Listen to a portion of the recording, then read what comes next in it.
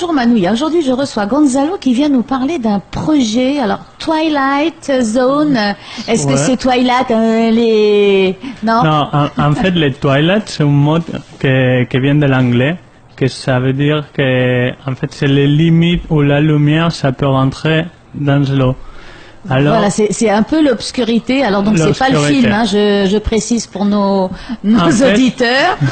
Ok, en fait on va dire que la Twilight Zone, on parle aussi de la zone mésophotique, c'est les écosystèmes marins qu'on peut trouver en dessous de 30 mètres, que ça c'est le consortium qu'on a décidé pour faire les limites, jusqu'à les limites de la lumière.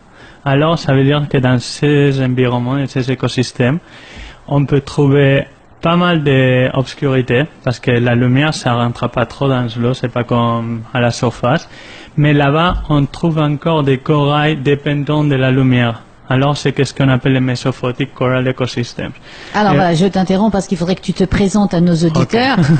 Ouais, moi, je m'appelle Gonzalo.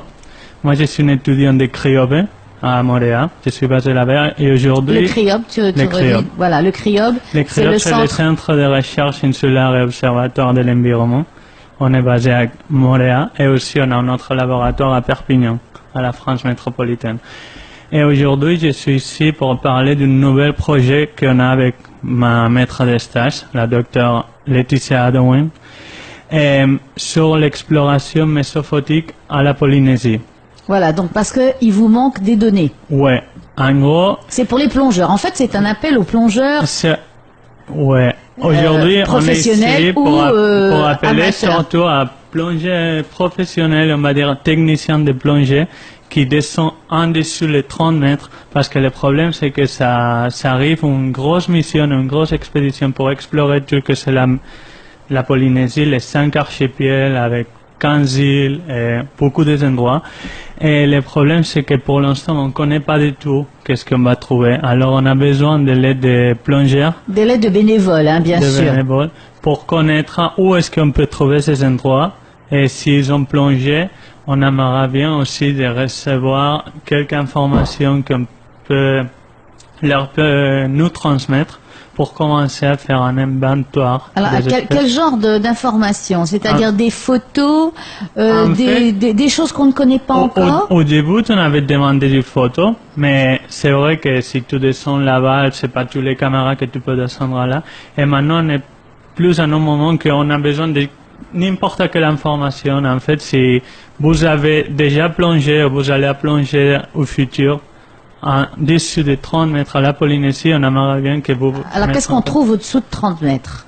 En dessous de 30 mètres, on va trouver encore des corails dépendants de lumière. Ça veut dire que c'est des corails sclérectiniens, les mêmes corails qu'on trouve à la surface.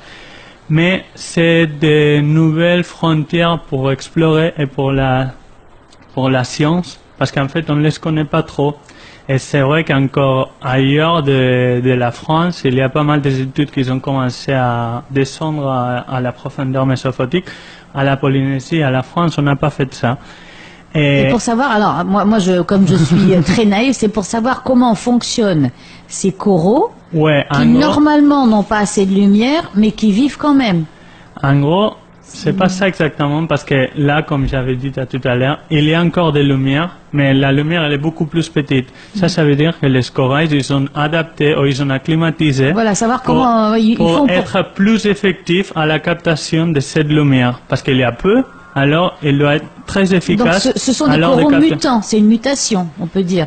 Oui, mais si on retourne chez la biologie des corails générales, les corails, en fait, c'est une espèce mutualistique. On a un petit plante que c'est un animal et un petit plante que c'est une plante.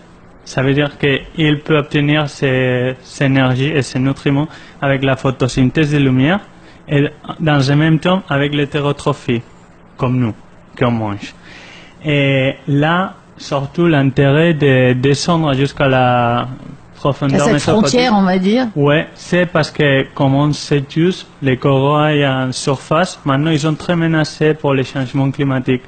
Et le problème est, qu'est-ce qu'on croit, c'est que peut-être en profondeur, ce corail mésophotique, il va actuer comme un refuge pour les corails en dessous de les corails mésophotiques. Je veux dire, si le corail à la surface, il est impacté par une disturbance, ça peut être un cyclone, ça peut être les terraméas, ça peut être le blanchissement.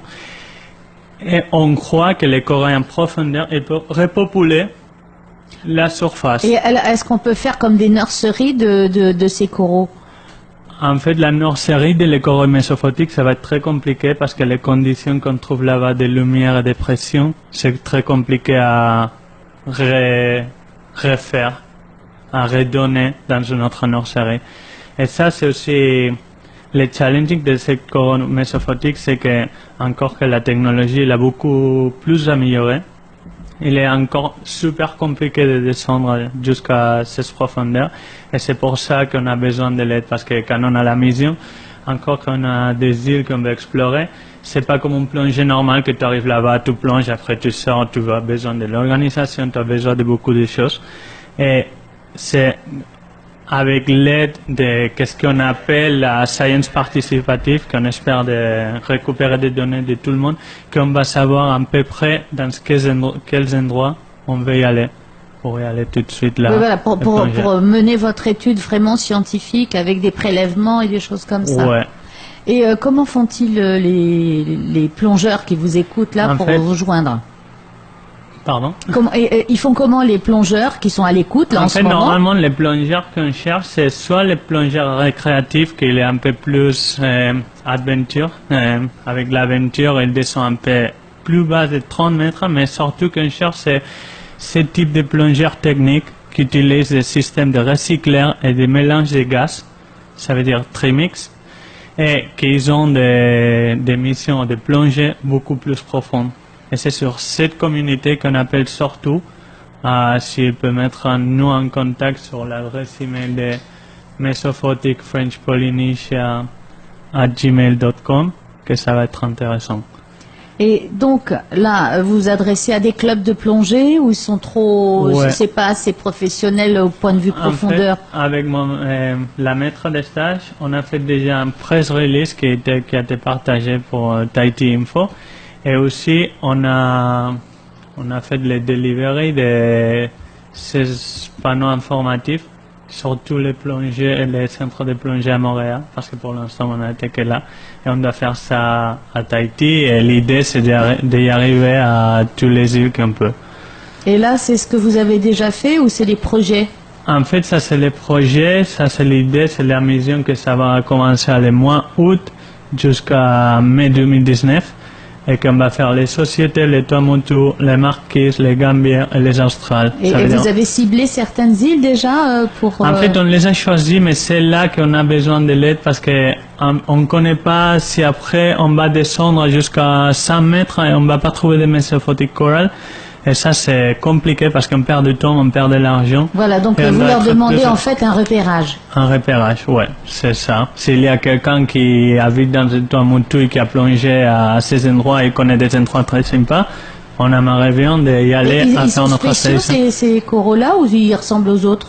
En fait, ils sont un peu plus différents, comme on peut voir ici sur la photo. Normalement, là-bas, on trouve des corails avec un peu plus la forme de plateaux.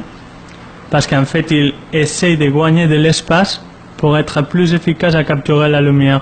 Ah oui, quand on s'étale pour prendre le soleil. C'est un peu pareil. Voilà, bah écoute, moi je suis pas plongeuse, donc j'essaie de comprendre. C'est une bonne approximation parce que si tu as le corail brancheux, tu sais, le branchu va générer de l'ombre dans les autres parts de la communauté.